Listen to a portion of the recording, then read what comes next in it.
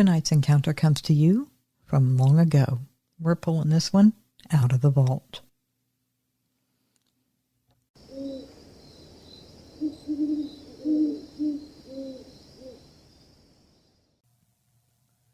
Hi, Buckeye Bigfoot. I've seen Bigfoot several times when I was young. I wanted to tell you about some of that. I'm almost 70 now. I was growing up in the 1950s and 1960s in West Virginia, and back then I had heard of mountain devils, as they were called. Now you can say that this happened outside of Logan, West Virginia, in Logan County. That's as specific as I can get because I still have a big pack of family all living around there. Now I've been told many times that the mountain devils were the reason that we had sometimes livestock go missing, and sometimes we had damage to the barn or from the doors, and the reason that much of our produce went missing from the garden or the back porch where we put it. Now, mountain devils were also the reason that my mother insisted that some of my dolls went missing because I left them outside on the porch one day. I don't know if that's true, but those dolls were never seen again. But mostly, I had always been told that anything you left outside was going to walk away on big hairy legs. I didn't understand what that meant the first time I heard it. Then I got told the mountain devils like to take things, and that those things are how they walked away on big hairy legs. Just the name mountain devil scared me when I was a kid. I was picturing a red devil with horns and a pitchfork like you saw in books back then. I said something like that one day, and then I was told no, not like that at all. These mountain devils are tall, wide, and really hairy, and that our particular variety around there smelled really bad. I don't recall that, but that's what everyone said. As long as I can remember, we would be told that we had to be in by dark, and mostly we didn't argue with that. We had heard all kinds of things in the night, really weird screams and sounds. And as kids, we didn't want to be out there once that sun went down. It just didn't seem right to us. But as long as Daddy was there in the house, we all felt safe. But then came that day, the day that Daddy wasn't there anymore. A heart attack came and took him away while he was working one afternoon. And never again did Daddy come up the driveway beeping his horn to let us all know he was home. I think the mountain devils figured it out pretty fast that Daddy was gone, because that's when they started coming in real close to the house all the time, and they had never done that before. They would come up to our porch and take things right off the back porch. You could hear them. Once we heard them pushing on the back door. You could hear it rattling because the door was loose and the glass was loose in the back door window, so you could hear it rattle. We laid there with Mama in our little house in the dark of her bedroom, all huddled together as we listened. At that moment, I didn't know what was out there was a mountain devil. I thought that it was a man at first, that someone had come out to do us harm, because even back then you heard about that. People would break in, and they didn't even bring their own things to hurt you. They would get your kitchen knives out of your kitchen, and that's what they stabbed you with. So that's what I was afraid of. But Mama got up and told us to hush, and we all followed her to the kitchen. Mama had Daddy's gun. She went towards the back door, and she told us all to stay right there at the doorway on the other side of the kitchen. Mama went to move the curtain on the back door with the end of the shotgun, and as she did so, the end of the gun touched the glass. Now, we had taken to leaving the porch lights on all night because we were getting to be afraid, but that didn't bother those mountain devils any. They still came in close.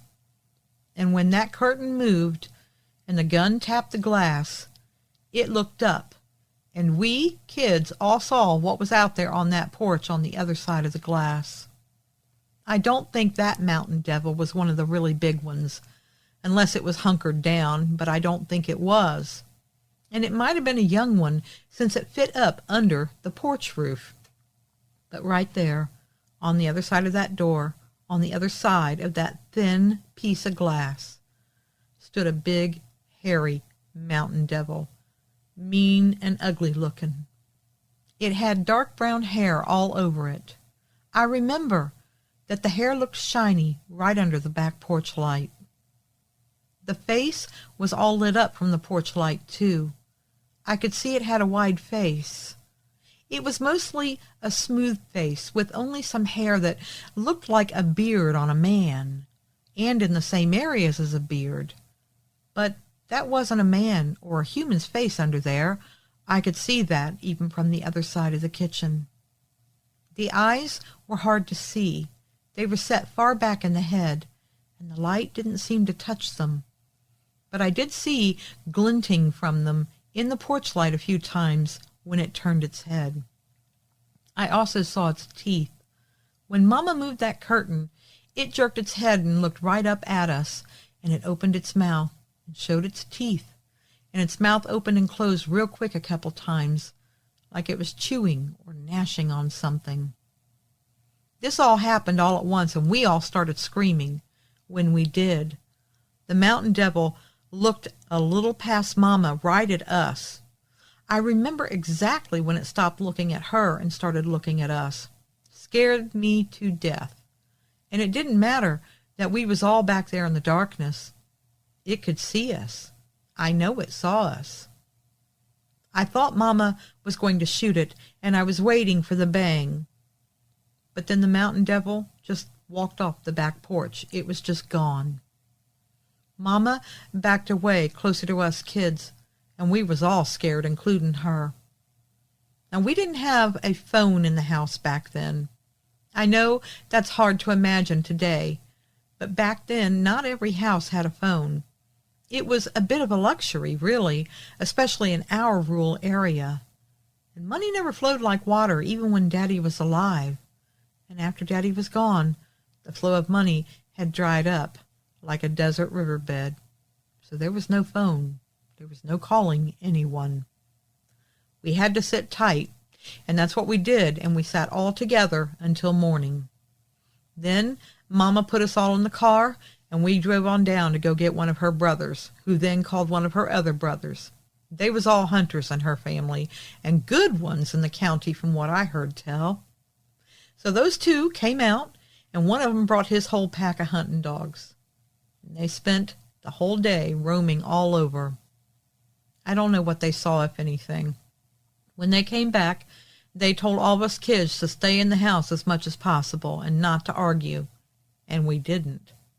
Then they pulled Mama outside to the gravel driveway, and they stood there and talked. They was out of hearing range from us kids. We don't know what was said, but I could see Mama's face, and it didn't look good. So Mama told us from then on that we were going to stay close, and we did, and we didn't argue, like I said. And she watched us and everything around like a hawk. She also quickly started selling off most of our livestock that week. When we asked, she said we couldn't keep up with them now that Papa was gone. Now that didn't make sense to me or any of the other kids, since Papa had been gone most days working anyway, and the livestock care mostly fell to us and Mama. So nothing had changed there.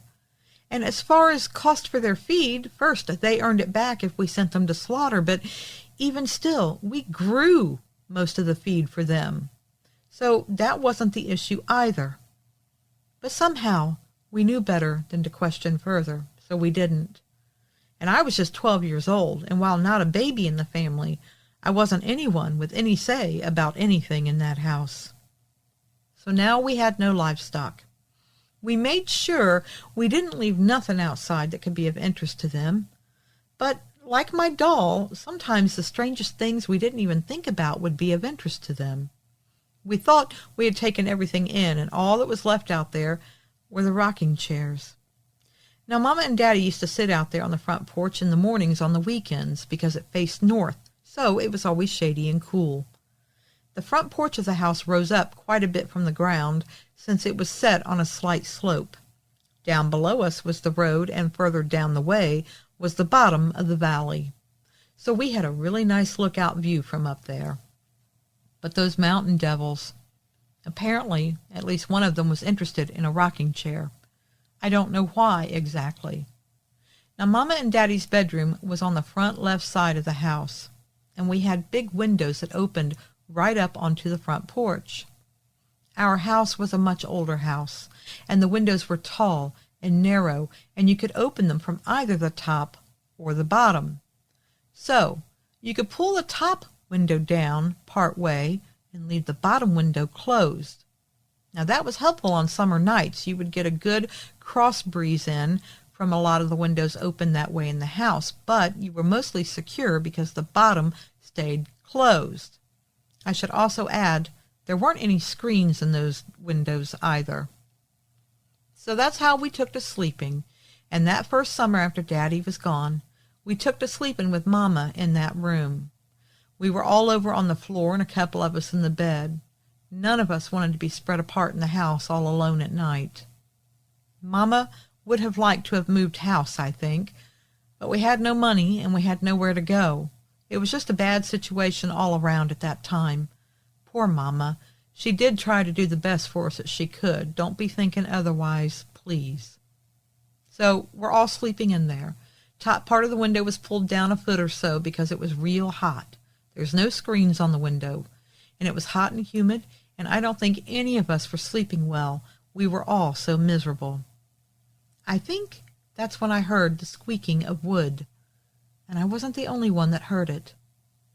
Every head in that bedroom, except the baby of the family, who was only 3 and could sleep through a bull charging through the house, every one of us lifted our heads right up off the pillow to listen.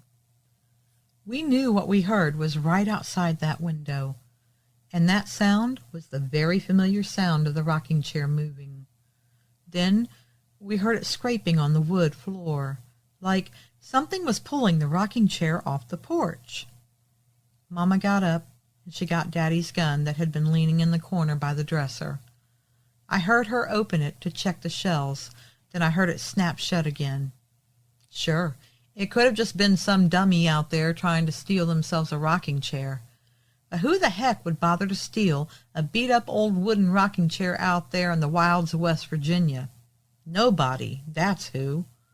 And I don't think that the Mountain Devil was stealing that chair either. I think it just wanted to move it out from in front of the window, 'cause it knew that's where we was. The porch light was on out there, so when the window suddenly got dark, we all knew something was in front of the window. Just then, my middle sister Tammy kind of did a half scream. We could all see this shape out there, sort of crouched down, and it was looking in at us through the lace curtain gap. At the same time, its hand was going up the glass window, and then it came through the opening at the top. Its hand was just waving inside the house at us like it was looking for something to grab or touch, but it was so high up, none of us were in danger. But it was still the strangest thing ever to see, or have to say.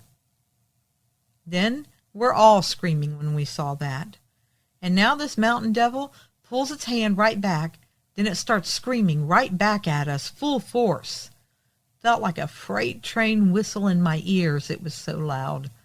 But it didn't sound like a train whistle. It was a scream more like a big cat screeching. It was terrible. I don't know how else to tell you. Now I did expect Mama to shoot it, but she didn't. Sometime after all this happened, Mama said that she had a hard time thinking about shooting it. She wasn't a hunter, and she had never shot or killed nothing before. She couldn't even take a hatchet to one of the chicken heads. But she said that she had already decided that if it ever tried to come in the house, or if it tried to hurt one of us kids, that was the line she had drawn, and that's when she was going to shoot it. And she hoped that she would never have to. But at that moment, that night, we had all been screaming, and then it was screaming something terrible right back at us. And strangely, that shut all of us kids right up. I mean, every one of us kids went silent when that thing started screaming at us. I know it don't make no sense, but you can be scared silent, and we was. It could have come right through that glass window if it wanted, and I believe that it knew that. I also think it saw Mama there with the gun, and I don't care what nobody says. Those things do know what a gun is. I just know it. The only times it would back off or leave us alone was when it saw that gun. Until it saw that gun, every time, it would just try to be scarier and scarier and meaner to us. But it sees the gun, it takes off. It knows what a gun is. Now you tell me what that says about it. After that, there was another night that we laid there and we listened to the rocking chair, and it just creaked and creaked out there like somebody was sitting in it. I don't know what it got out of watching it or of pushing the rocking chair. I don't know, but when it happened again, Mama took both her and Daddy's old rocking chairs the next day and put them out on a big fire in the yard. It was sad to see it happen, but that was the end of that. No more creaking on the front porch to wake us up at night. One day, we were walking home from the bus stop that was at the end of the road below our house. That's when we saw it watching us. I've never been so scared. We were all scared to death, and we started running as fast as we could for the house, screaming our heads the whole way. It had been standing by the line of trees that went into the woods that went into our neighbor's land on that side. I wasn't the one to see it at first. My brother Bobby saw it. I think it was the same one that had been on the back porch. It was about as high as that one that night. It looked meaner and scarier in the daylight, though. And when it showed its teeth to us again, and we heard a growling sound, we took off. I think I heard thumping on the dirt, like it was coming after us. I didn't stop, and I didn't look back. We were screaming, and Mama heard us, and she came running out on the porch to meet us, and she had the shotgun in her hands. As soon as we were parallel to her and running up the steps, she was running down the steps out into the yard, and we heard the shotgun being fired twice out there. When she came in the house, we asked her, did she get it? Did she shoot it? She said no, but she saw it had ducked back into the tree line long before we ever got near the porch, and she didn't think she came anywhere close to hitting it. It was pretty far away. And that's when we had the whole conversation about her not really wanting to shoot at anything, and she had a line that if it came after us kids, she'd do her best to kill it.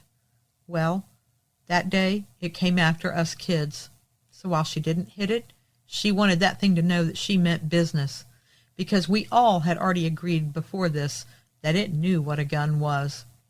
Plus, it now had come after us during the day. It was getting bold, and we had never had anything happen like that during the day. Everything had always happened at night. Mama said it was time to put some fear back into that thing. She called the uncles back out again when she next went into town, and one of them stayed with us, sleeping on the couch for the better part of a week. And just like when Daddy was there, it did not come up none too close to the house, and it didn't cause any of the same kinds of trouble. But the minute he left, I want you to know, that mountain devil started its games all over again that very same night. I forgot to tell you earlier on that lots of nights while all this was going on, even if that mountain devil wasn't up by the house, and even if we didn't see it, we would know it was out there, because we would start to hear those weird screams and noises out there in the woods, and everyone said that those were the mountain devils. We knew it because if we heard them at night, everyone else up and down that valley and holler did too, and that's all they talked about amongst themselves. So when our uncle left that night, the weird screaming started, and it was close up against the house again. Then came the rocks on the roof, and we had had that before, another thing I forgot to tell you. But we could lay there, and we would hear them hit the roof, and we could follow the sound in the darkness with our eyes as the rocks would roll off one side or the other of the roof. And let me tell you, when you have an old metal roof, that sound is very loud. I also know that mountain devils like potatoes. I know because it kept pulling up entire plants right out of the ground. It knew the potatoes were there. And here's the thing I want you to know. I want you to know that these mountain devils are smart. They watch. They learn. The potatoes are how I know it. We'd grown potatoes for years, and they had never been bothered by the mountain devils. Until one day, we were all out there lifting potatoes, and we saw it crouched down on the hillside above the house, just watching us. It was late afternoon. We didn't want to stay out there anymore. We got scared, ran into the house, left our pitchfork, left the wheelbarrow, left everything out there. Mama got her gun, and we walked right out there, got the pitchfork, got everything we had left, and brought it in the house. From then on, we only worked the garden if Mama or one of the older ones was out there watching over us with the shotgun. But here's the thing. The thing is that very night, after all that happened, that is when the potato plants started getting pulled up. See, we knew it liked potatoes because we once left a bucket of them on the back porch. The whole bucket disappeared, and sometime later we found it empty away from the house. So it had ate all of them potatoes. Now it saw where they came from, and it knew how to get them now. So don't you trust those creatures. I've read some comments on this channel and others how people think they're peaceful and we should be kind to them and don't be afraid of them. People act like these things would make a great yard pet. You're all wrong. Those things are smart and they learn quickly. Do not trust them. That's all I'm saying. I could probably tell you 100 more weird things that happened, or something about the times that we laid there and listened to them scream at night. And I could probably tell you a dozen more times I saw with my own eyes one of those mountain devils. But it's all mostly the same. I saw them. Usually there was a staring contest or a standoff. They would bare their teeth, maybe growl, maybe scream, maybe throw something, and then they would take off. I don't know what the point of all of it was, but they kept doing it. I also saw that some of them were really big, so it wasn't just the smaller one that came to the kitchen door that night. The big ones, though, they were scarier in a very different way. The smaller one was really aggressive, showed its teeth and growled and screamed at us and everything. The bigger ones, I never saw them do that. But it was the way they would look at me that scared me even more. I don't know how best to say it. They weren't mean-looking like the smaller one. It was the way they looked at me. It was like they were distant and cold. There was no emotion, not at all like the smaller one who was always angry. I don't know why that scared me even more. My best thing to tell you is like this. It's like they were farmers and I was the livestock. They had no feeling or emotion about me at all. That probably doesn't sound quite right, but I'm having a hard time with it. There was just something cold, but very intelligent in their looks. Put the two together, that's mighty scary, and it scared me way more than that smaller one. Okay, I'm sorry, I've typed lots here, but even now when I think back on all that happened during that time, more and more keeps coming back to me. I know reading it, it's probably just a jumbled mess of back and forth. I'm sorry, I ain't no fancy writer. I'm telling you what I remember. But things were so bad for us for a while that one of my mother's brothers stayed there on and off most of that summer with us. And he also saw and heard a lot of things. Enough that he, our grandparents, and another uncle all pitched in to help Mama and us get out of there and move. None of them felt safe with us staying there.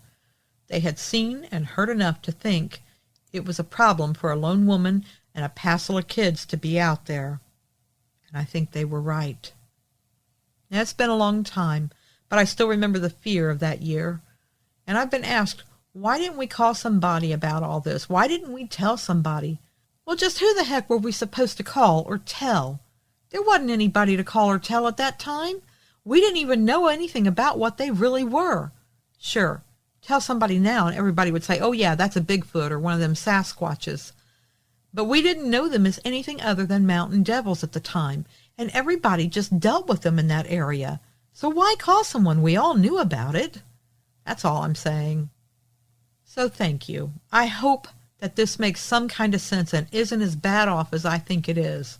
I really think this is a turd of an email, and I hope you can do something with it.